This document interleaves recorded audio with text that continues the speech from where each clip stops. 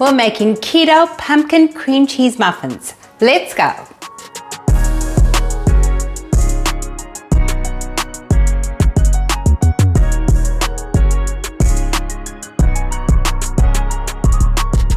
Not only that, we are also taking Carolyn from All Day I Dream About Food's recipe, which is the pumpkin cream cheese muffins, and we are going to compare like for like almond flour with chia flour. Now these are Carolyn's muffins made with almond flour, and I will leave a link to her recipe in my description box. And let's get into the recipe now. First, we're making the cream cheese filling. So to a bowl, add 3 ounces or 85 grams of softened cream cheese, 1.5 tablespoons of powdered sweetener, 1 teaspoon of heavy cream, and 1/4 teaspoon of vanilla. Whisk that together until smooth, then set that aside. To another bowl, add a 1/2 cup of chia flour, and yes, you need less than the almond flour, 2 tablespoons of unflavored protein powder, 1 teaspoon of baking powder, a 1/2 teaspoon of baking soda, 1/4 teaspoon of salt, 1/4 cup of powdered sweetener, and 1 teaspoon of pumpkin spice. Whisk all the dry ingredients together until combined. For the wet ingredients, to the same bowl, add 1 egg, 3 tablespoons of melted butter, 1/4 cup of pumpkin puree, 1/4 cup of water, and 1/4 teaspoon of vanilla extract. Now mix that all together and it should end up looking like this. Using a silicone muffin tray, into 6 casings, add 2 tablespoons of the batter into each casing. If you don't have silicone, you can use paper muffin cups in a metal tray. Then create a well for each muffin for the cream cheese filling. Add a tablespoon of the cream cheese filling into the middle of each muffin. Then add a tablespoon of the pumpkin chia batter on top. Smooth it off, trying to seal the muffin completely.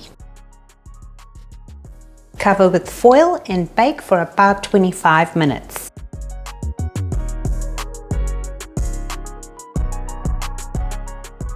Remove from the oven, and this is the difference between the two visually. When cooled, you may wish to decorate, but as you already have a cream cheese filling, this is only optional. Then I just sprinkled a little more pumpkin spice on top. For the taste difference, we have a special guest who's going to help us out and give his honest opinion. Well, no prizes for guessing who the special guest is, right? Now, talk amongst yourselves while I'm stuffing my face. So that's the chia first. Chia, okay.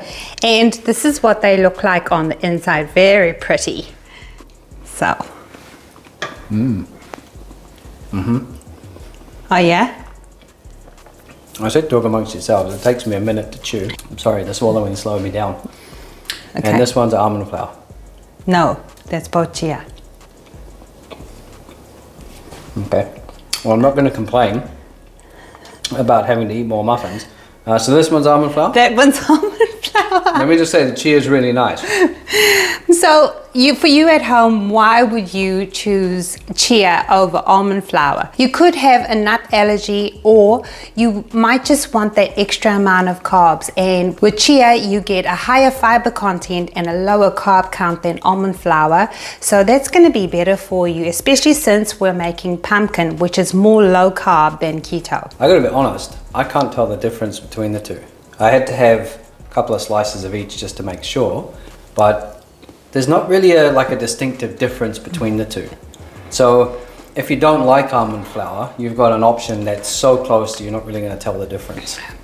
That cream cheese frosting though just puts me in heaven.